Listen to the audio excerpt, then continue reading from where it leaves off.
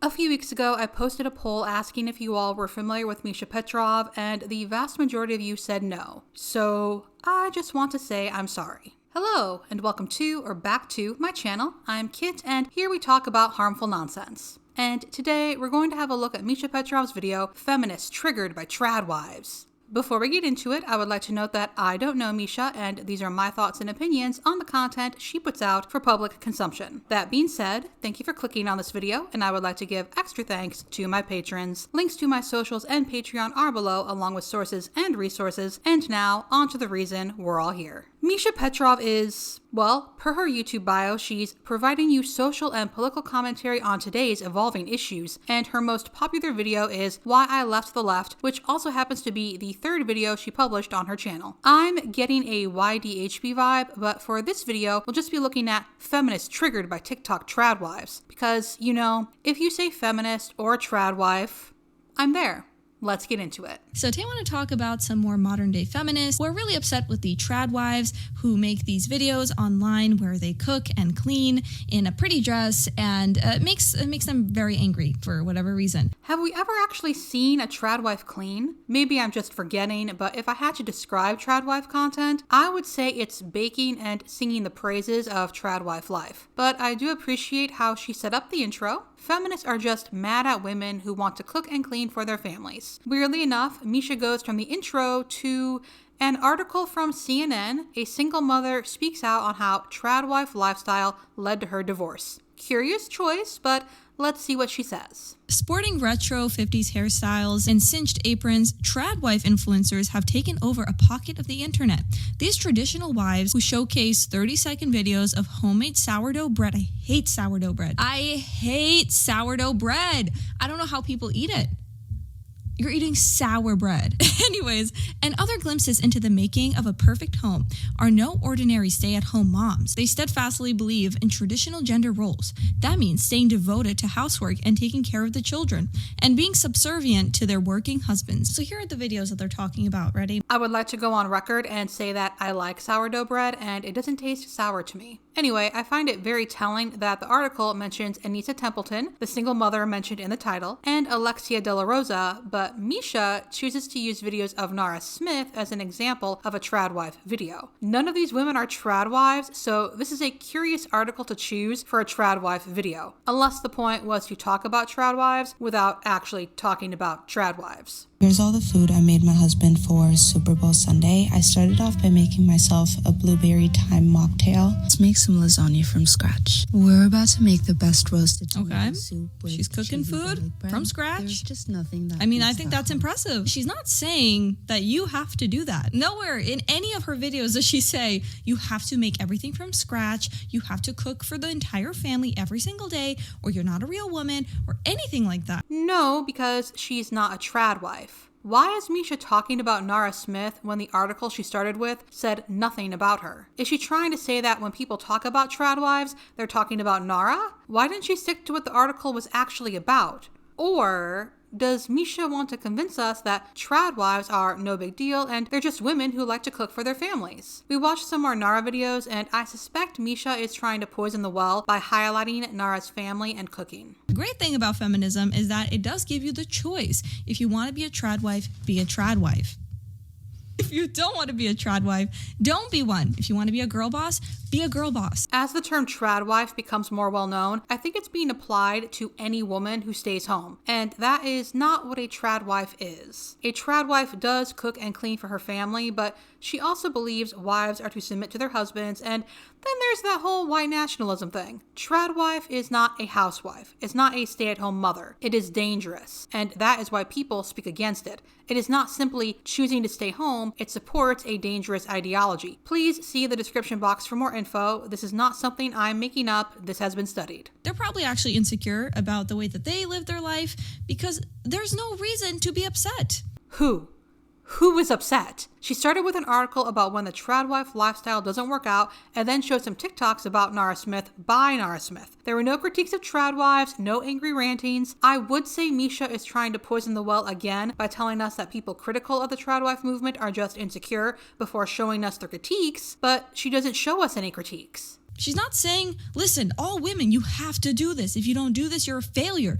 No, it's actually the modern day feminists that are going onto her videos saying that she's brainwashed, that she shouldn't be promoting this. If it makes her happy, what's wrong with that? I don't think people should be commenting those things on Nara's TikToks. She's not asking for permission, and there's really no need to leave rude comments in general. It doesn't accomplish anything, but that has nothing to do with feminism, and Nara Smith still isn't a tradwife. And now, after that detour, Misha returns to the CNN article. Shortly after Anita Templeton got married at 26, she had her first child and quit her job to become a full-time homemaker. She embodied the tradwife lifestyle for 10 years. At 4 a.m., she would start making bread and begin prep for the day's meals. Whoa, always from scratch. The mother of 4 would do all the household chores while her husband focused solely on breadwinning. Now, after escaping a life that was miserable and unfulfilling, Templeton said she was raised as an evangelical Christian, believing that a husband had authority over his wife. But today, she is a divorced single mom by choice and advocates for women who wish to break free from a relationship dynamic that all too easily can create an extreme power imbalance. Okay, I think we're past that point. Anita, I think women know that they don't have to wake up at 4 a.m. and do all the chores and take care of the children and the husband doesn't help at all. I think we passed that period in time, at least here in America. It's sad to see one so young be so smug. Anita Templeton is an American, and this story is from 2024. Not to mention the various religious and political efforts today to convince women that home and children are their destiny. We obviously haven't moved past this. And oh my goodness, Misha is so disingenuous. Where women know they have the choice to either work more and have a more equal distribution with the house chores, with taking care of the children. You're telling me that because of a 30-second video you saw of tradwives making bread, you thought, okay, I am going to have to wake up at 4 a.m. every single day and make sourdough bread? You chose to do that for whatever reason. It didn't work out for you. And now you're blaming, tradwives on TikTok? At no point in that article did Anita say tradwives or TikTok were to blame. What she actually said was, social media can make everything look really pretty because it's a 30-second clip, but 30 seconds out of 10 years really omits a lot of ugliness in those relationships. That is her explaining how social media can make things look appealing, but you have no idea what's going on behind the scenes, and that's really important to keep in mind when browsing socials. Now, Misha does read this, but well, social media can make everything look really pretty because it's a 30-second clip. Yeah, much like the girl bosses who then actually go to their car and cry and are starting to post that part as well, where they're actually unfulfilled with their life. And soon realize that working nonstop because they're told that that's the only way to succeed in life. If you fall into this tradwife nightmare, then you're going to be miserable. Then they choose not to get married, not to have children. Actually, you should take a look for yourself. What you want to prioritize in life. Is family important to you? Is your career important to you? And not base it off of TikToks. I need someone to tell me what a girl boss is, because at this point, I'm pretty sure it's just shorthand for woman working outside the home. And I want to address this point that you shouldn't base your life off what you see on socials. That's true, but that is one of the reasons these folks try to appeal to young adults and teenagers. It's easier to trap someone in your ideology if you can get their ears when they're young and have limited life experience. And tradwives, actual tradwives, not Nara Smith, are a recruiting tool. They're there to make their lifestyle look appealing and to tell women that if they just devoted themselves to home and children, their lives would be so much easier and fulfilling, when in reality, they would be relegating themselves to being second-class citizens. Back to Misha, she talks about chuckling over videos about modern-day feminists who hate men and refuse to see the differences between men and women, and she also thinks it's funny to laugh at tradwives who take things a little too far for most people. And no, she's not talking about white nationalism, she's talking about women waking up at dawn to make cereal from scratch for their 10 kids. You know, I really don't think Misha knows what a tradwife is. Though she does show a few stills of S.D. Williams, she glosses over what makes a tradwife and not a housewife. So they let the husband be the breadwinner, the provider, and then they tend to take care of all of the chores, cook and clean, do the laundry, take care of the children, dressing modestly, things like that.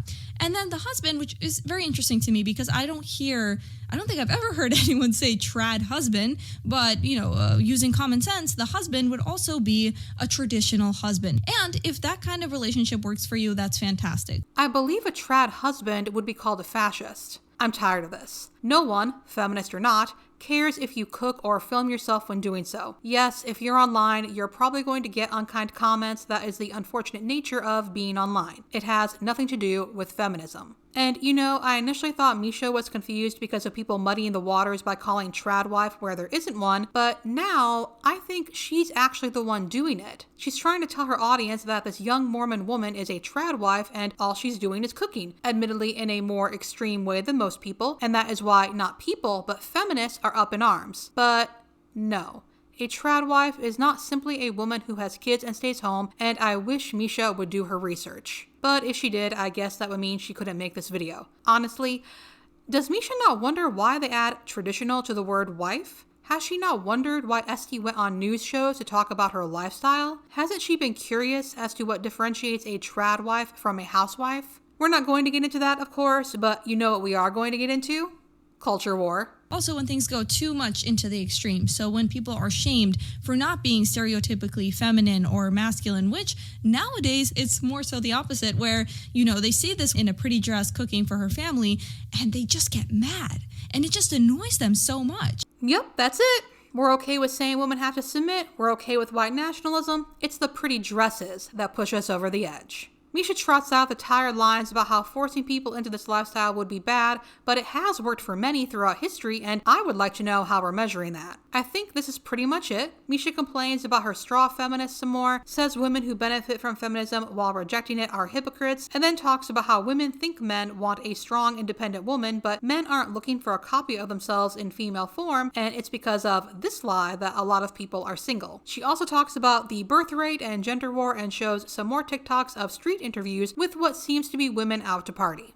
That was a journey. I do appreciate, though, that we had a video about feminists being triggered by tradwives with no feminists or tradwives in it. But since we're here, I would like to reiterate, a tradwife is not a housewife. The issue with tradwives is that, for one, they romanticize their lives to an unhealthy degree, which is one of the reasons their intended audience is young adults and teens, and two, the ideology they support and seek to perpetuate. Please check out the sources below. The tradwife tied to white nationalism is not something made up because society just hates happy feminine women. I do appreciate, though, how we all just gloss over the wife submits to husband. It's almost like we don't value women's autonomy. And that's it for this video. Thank you so much for watching, and I'll see you in the next one.